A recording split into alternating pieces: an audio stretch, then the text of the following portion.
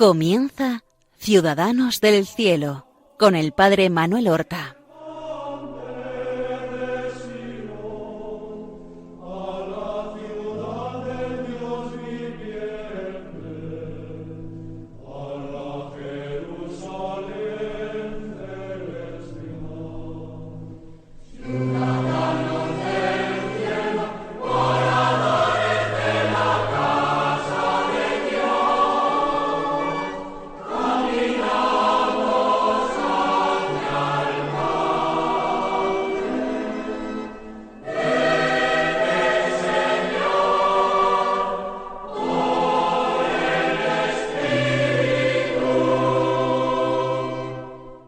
Muy buenos días, queridos amigos.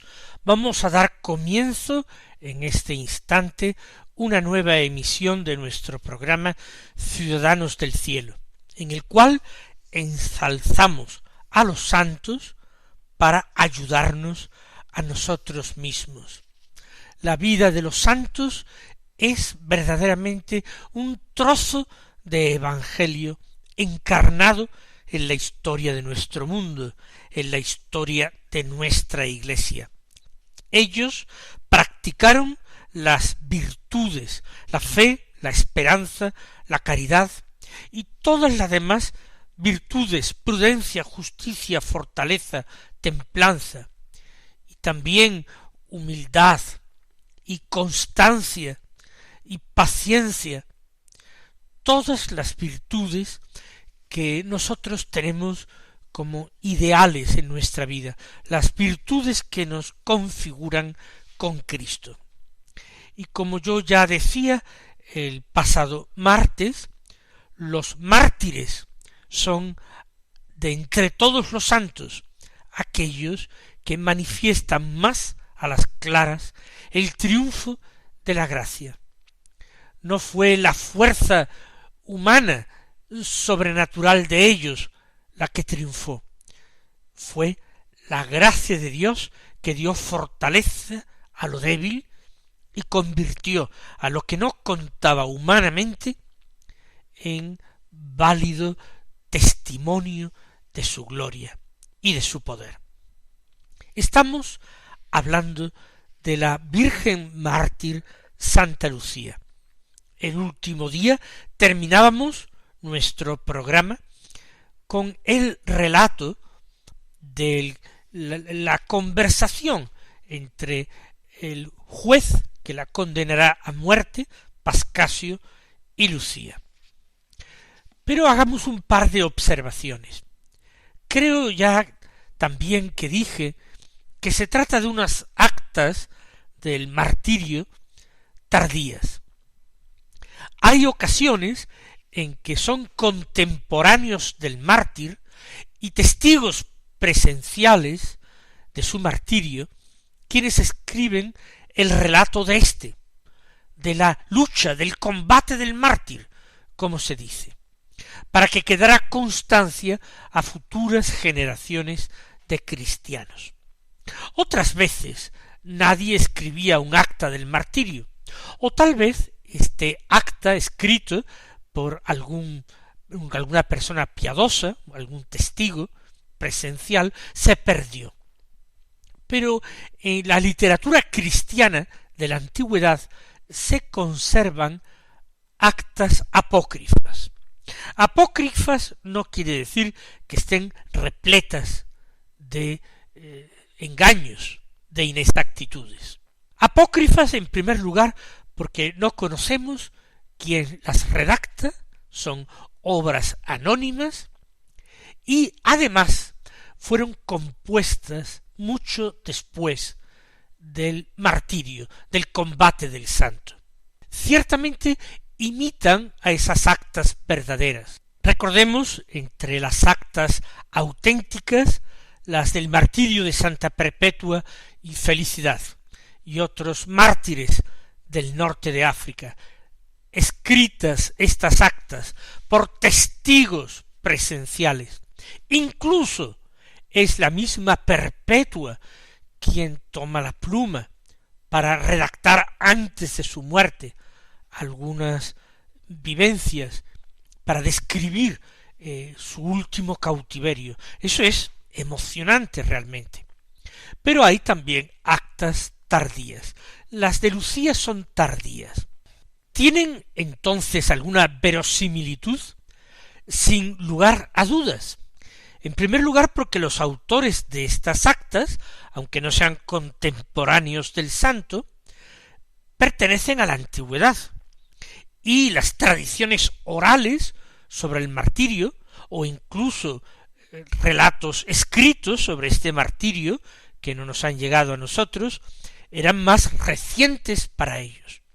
En segundo lugar, porque imitan a otras actas auténticas, y lo imitan en lo fundamental, en describir el proceso que el mártir tiene ante los jueces. Y esto es algo que recogen también las actas del martirio de Lucía. Hay otra cuestión que vamos a preguntarnos, y es la siguiente. La iconografía suele representar a Santa Lucía como una joven que con una mano sostiene una palma, es la palma del martirio, que indica que esta joven es mártir, y en la otra mano sostiene una bandeja donde se ven representados sus dos ojos. Por esto a Santa Lucía se la reconoce como patrona de la vista y se le invoca precisamente en todas las enfermedades que afectan a este primer sentido, el sentido de la vista. ¿Por qué se representa así Santa Lucía y por qué ese patronazgo sobre los ojos y sobre la vista?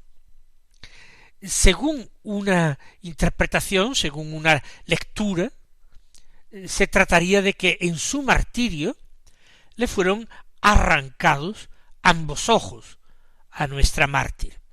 Sin embargo, ni en estas actas, ni en ninguna biografía o hagiografía antigua de nuestra santa consta tal hecho. De ninguna manera se la martirizó así. Otros relatos posteriores hablan, imitando leyendas atribuidas a otros personajes, de cómo hay un muchacho que la sigue y la persigue a Lucía, porque se siente cautivado por sus ojos. Tiene unos ojos bellísimos, y aquel muchacho parece que se siente atraído por ella. Y según esta leyenda, la santa, para no ser objeto de esta persecución y de este deseo, que no era un deseo limpio, prefirió sacarse ella misma los ojos siguiendo la palabra de Cristo en el Evangelio.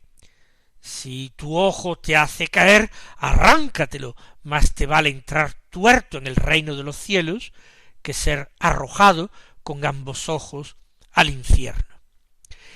Este relato es absurdo y a todas luces también inverosímil. Entonces, ¿de dónde el patronazgo? Basta fijarse en el nombre de nuestra santa, Lucía. Lucía tiene evidentemente la misma raíz que luz, que lux en latín. Por tanto, Lucía es la mujer iluminada, la mujer llena de luz. Y de aquí se ha pasado a esta representación con los ojos y a la elaboración de leyendas posteriores.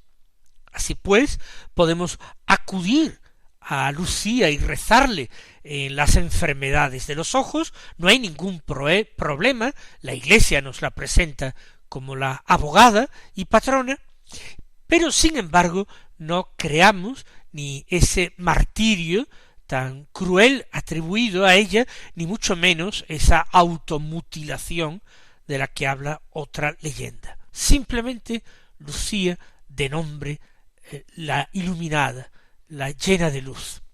Continuemos entonces con el relato de las actas y lo que nosotros sabemos o suponemos de la vida y de la muerte de Lucía. Según estas actas apócrifas, el juez Pascasio, después de esa respuesta valiente, impávida de Lucía, en la que ella dijo que aunque fuera enviado a un lugar infame y su cuerpo fuera violado, su castidad sería entonces honrada con doble corona. No por ello iba a perder la presencia, la inhabitación y la inspiración del Espíritu Santo. Entonces, como digo, el prefecto la envía a un burdel, a una casa de prostitución. Pero cuando los guardias quieren arrastrarla a esta casa infame, parece que una fuerza superior la mantenía inmóvil. No podían ni llevarla a rastras ni en peso. Es un fenómeno extraño. ¿Será pura leyenda o contendrá alguna verdad histórica? Sabemos que muchos siglos más tarde, a comienzos del extraordinario siglo XIII, en la vida de los santos Francisco y Clara de Asís ocurre algo semejante. Clara había huido de su casa para seguir a Francisco. En plena noche se marchó después del Domingo de Ramos del año 1211. Encaminó sus pasos a la ermita de la Porciúncula de Santa María de los Ángeles, donde la esperaba Francisco y sus frailes menores, todos con antorchas encendidas. Allí se arrodilló y prometió su renuncia al mundo y su consagración al Señor. Y esto lo hizo por amor hacia el santísimo y amadísimo Niño Jesús, envuelto en pañales y recostado sobre el pesebre. Y fue vestida por un sayal, le fue dado el cinturón franciscano, que es el cordón con los nudos, y Francisco le cortó los cabellos para cubrirle la cabeza con un velo. Inmediatamente la trasladaron al convento de las benedictinas de San Pablo, allí cerca de Asís. Y más tarde, del convento de las benedictinas a la iglesia de San Ángel de Panzo, donde había unas beatas que allí llevaban una vida de penitencia. Y la hermana de Clara, Inés, también decidió seguir a su hermana y caminó sus pasos hacia San Ángel de Panzo. Fue el paso previo antes de que Francisco les acomodara, con permiso de sus anteriores propietarios, la ermita de San Damián como primer convento de clarisas. Lo cierto es que cuando se intenta llevar a viva fuerza a Inés, la hermana de Clara, por la familia que va en su busca, aquella doncella que tendría poco más de 14 años o 15 años, fue imposible moverla del sitio. No había explicación, pero no lograban, ni siquiera tomándola en peso, no lograban moverla del lugar en que se encontraba, después de que ella pidiera ayuda al Señor, a quien se había consagrado. Bien, este hecho es muchos siglos posterior y más documentado por testigos. Claro que también de algunos cuestionan la historicidad, pero ¿acaso puede ser imposible algo tan sencillo para Dios? A Lucía no lograron llevarla a aquella casa de infamia. Y entonces, sintiendo el prefecto que quedaba en ridículo, que no conseguía poner en práctica sus perversos propósitos, su castigo, que el Espíritu Santo realmente estaba defendiendo la pureza absoluta, no sólo espiritual, que era indudable, sino también corporal de Lucía, él decidió quemarla viva y ordenó a los verdugos que cubrieran su santo cuerpo con resinas y pez, e inmediatamente se le aplicara una antorcha para que fuese pasto del fuego. Una muerte espantosa. Pero ella dijo, antes de que se consumara este tormento, he rogado a mi Señor Jesucristo a fin de que no me dominase ese fuego, y he conseguido un aplazamiento a mi martirio. Inmediatamente se le prendió fuego, quedó envuelta en llamas, parecía una antorcha viviente. Pero cuando estas llamas, faltas de combustible, empezaron a apagarse, se vio que Lucía estaba intacta, que el fuego no le había provocado la menor quemadura, tal como ella había anunciado, tal como ella había profetizado. Aquello fue algo extraordinario que conmovió ya a toda la población. La muchedumbre se alborotó. Todo el mundo clamó que se había producido un milagro, también la población pagana, y pidió clemencia para aquella doncella de un aspecto angelical que tan claramente se veía protegida por Dios. Sin embargo, Dios permitió que se cerrara el corazón y hasta los ojos del prefecto Pascasio. Él no estaba dispuesto a otorgar la gracia, el indulto, la absolución a aquella muchacha. Permaneció cerrado en su maldad, inconmovible a las súplicas de quien le pedían la salvación de aquella santa muchacha.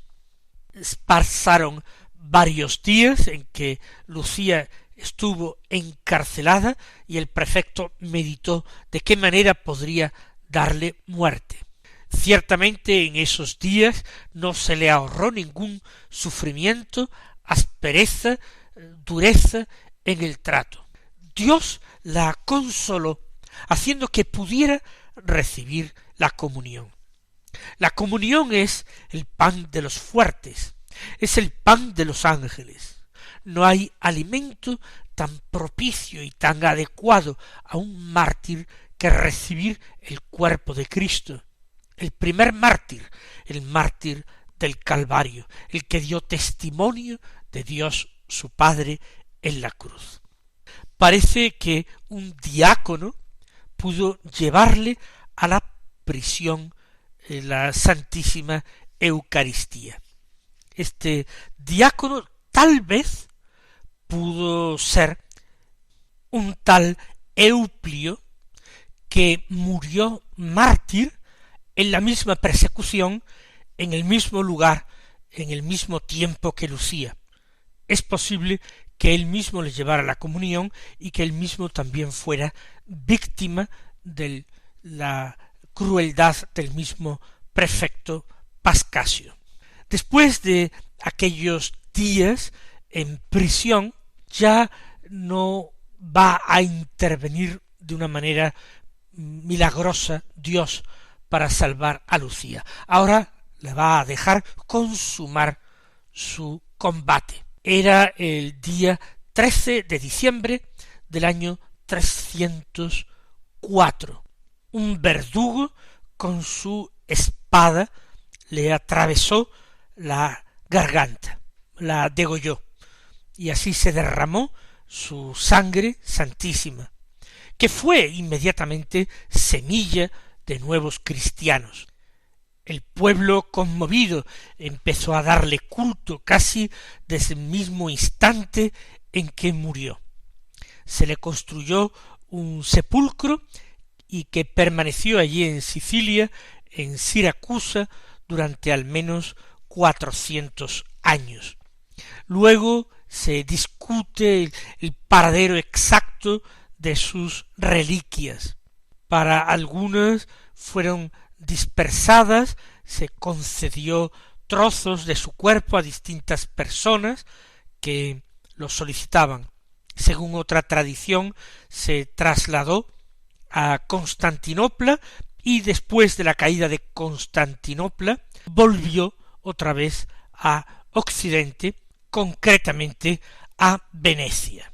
Sin embargo, en apoyo de la historicidad de esta figura extraordinaria de Lucía, se produjo un hallazgo extraordinario en el año 1894, a finales del siglo XIX, el 22 de junio, excavando en Siracusa, en la isla de Sicilia, cerca de donde se había conservado durante siglos el sepulcro de Santa Lucía, se encontró una inscripción paleocristiana, una inscripción de los primeros tiempos del cristianismo, de finales del siglo IV, por tanto, del año 380-390.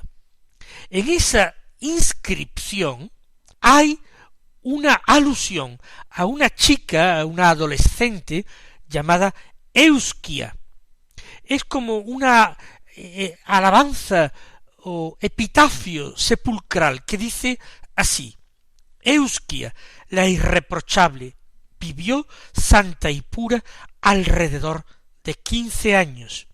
Murió en la fiesta de mi Santa Lucía, la cual no puede ser alabada como merece. Es decir, en el mismo siglo IV en el que murió Lucía, ya se le daba culto, ya se le llamaba la Santa Lucía y tenía una fecha en que se conmemoraba, y se recuerda a una adolescente muerta con 15 años poniendo su figura cercana a la de Lucía, porque se dice que murió precisamente en el día de la fiesta de mi Santa Lucía. Extraordinaria confirmación arqueológica de la veracidad de esta historia. Mis queridos hermanos, que nos encomendemos siempre a estos grandes santos de nuestra historia, de la historia de la Iglesia. La bendición del Señor descienda sobre vosotros y hasta un próximo día.